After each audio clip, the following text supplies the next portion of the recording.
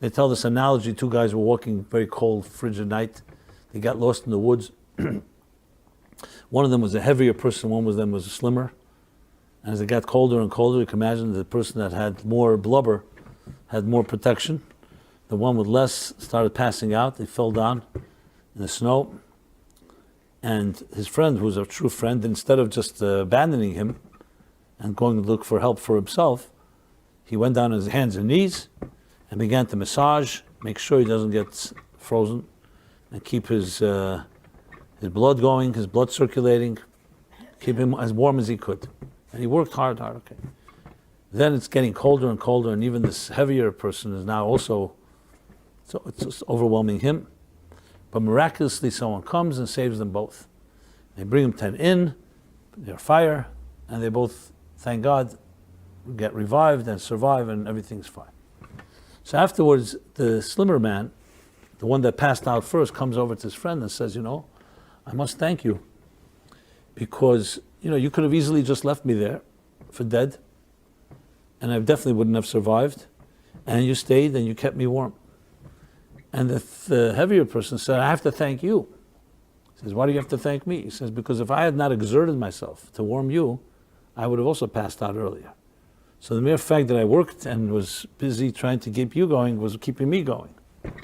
This is a classic example of what a proactive person does. Another joke that counters this story is the classic one. These two guys go camping and found a cold night. They go camping, and in the middle of the night, one wakes up and he hears a bear. There's a bear scouring around looking for food, and bears are dangerous. So he wakes up his friend. He says, we got to get out of here. There's a bear. And his friend says, okay. So he starts tying his sneakers.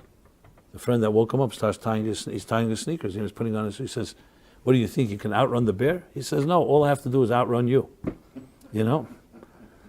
That's the opposite, where survival of the fittest, taking care of yourself. So we always have these two options.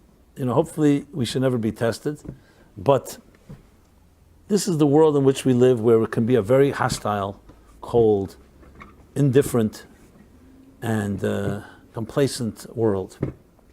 And you see it, and sometimes you grow up, at some point in life, people tell you, don't be so naive, take care of yourself because no one else is going to care about you. And it's true, many people don't really care about anyone but themselves. And push comes to shove, that's all that matters to them. So what's the attitude? You could say, okay, I'll throw in the towel, and now since everybody's like that, I'll also become like that. But it means that wherever you go, you can always bring a little more warmth and illumination. So think of it this way, when you come to a place and you leave that place, have you made it warmer and more bright or not?